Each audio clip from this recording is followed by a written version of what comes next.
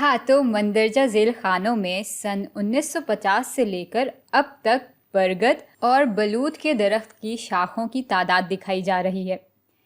तो 0 साल में बलूत के दरख्त की कुल शाखें 34 थीं। 3 साल बाद उस दरख्त पे 46 शाखें हो गईं। 6 साल बाद 59 शाखें हो गईं। 9 साल बाद 70 और 12 साल बाद 82 शाखें हो गईं। और बरगद के दरख्त के लिए भी हमें इसी किस्म की मालूमात दी हुई है कि 0 साल में उसकी कुल 8 शाखें थीं। 10 साल बाद 33 शाखें हो गईं और आगे भी ऐसे ही ये सिलसिला चलता जाता है। अब बात ये है कि ये जो हमें सारी मालूमात दी हुई हैं, तो इसको हम फंक्शन की सूरत में किस तरह दिखा सकते हैं। और वैसे तो बहुत से किस्म के फंक्शंस होते हैं, लेकिन इस वक्त हम सिर्फ अपने आप को 2 इम्कानात तक ही महदूद रखेंगे, जो कि है लीनियर फंक्शन और एक्सपोनेंशियल फंक्शन। तो अब हमें ये मालूम करना है कि इन दोनों टेबल्स के लिए इन दोनों फंक्शन में से सबसे मुनासिब किस्म का फंक्शन कौन सा होगा। चले पहले हम इस बलूत के दरख्त को देख लेते हैं।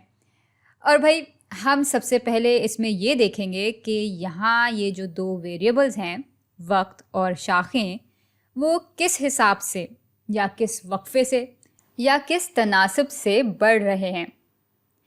जैसे यहाँ वक्त तो हम देख रहे हैं कि वो 3 अदद के हिसाब से बढ़ रहा है। यहाँ 0 से 3 हुआ, यहाँ 3 से 6 और आगे भी यही मामला चल रहा है।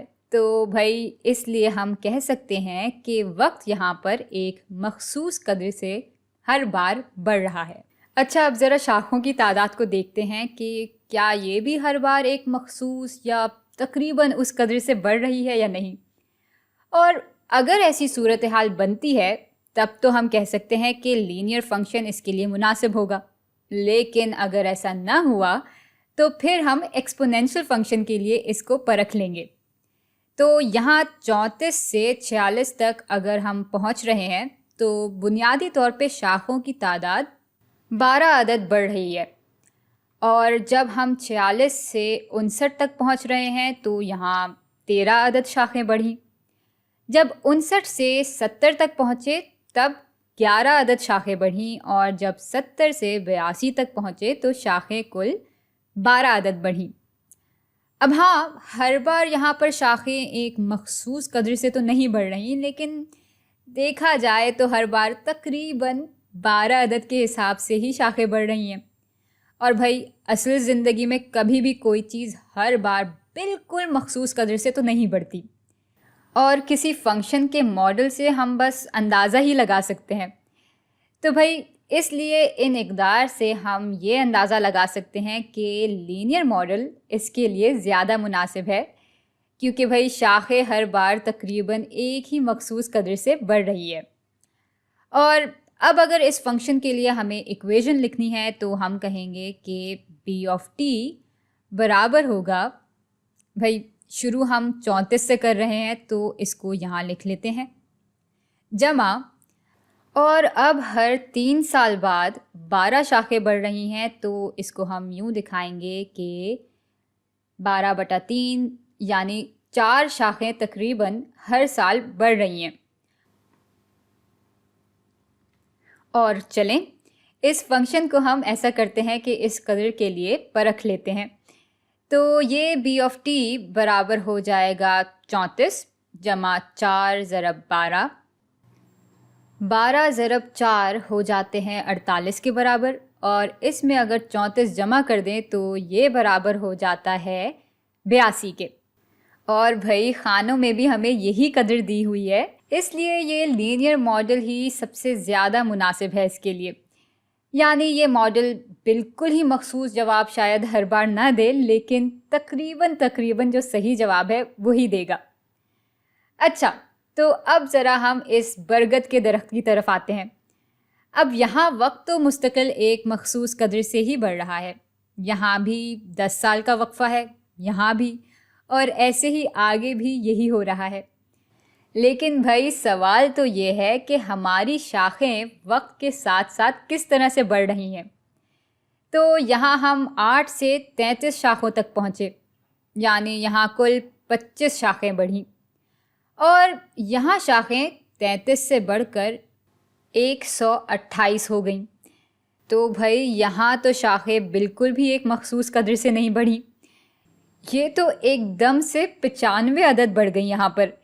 اس لیے صاف صاف دکھائی دے رہا ہے کہ یہ لینئر ماڈل تو نہیں ہے، اور اس لیے اب ہم اس کو ایکسپونینشیل فنکشن کے لیے پرکھیں گے۔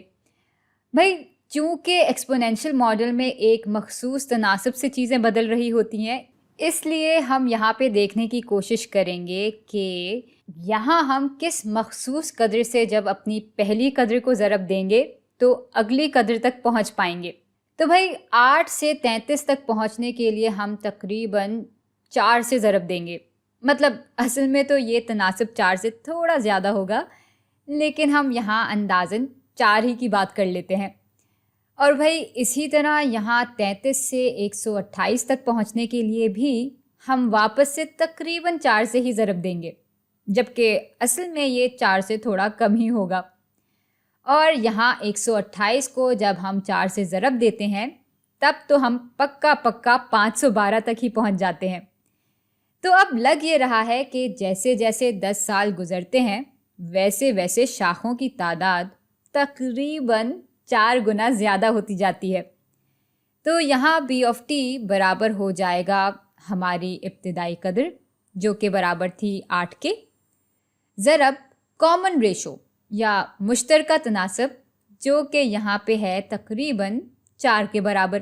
اور بھائی چونکہ یہاں ہمیں t کا وقفہ 10 سال کا دیا ہوا ہے، تو اگر ہمیں پچھلی قدر سے اگلی قدر میں کیا تبدیلی آئی ہے یہ دیکھنا ہے تو ہم اپنے مشترکہ تناسب کی طاقت رکھیں گے t/10 کے برابر۔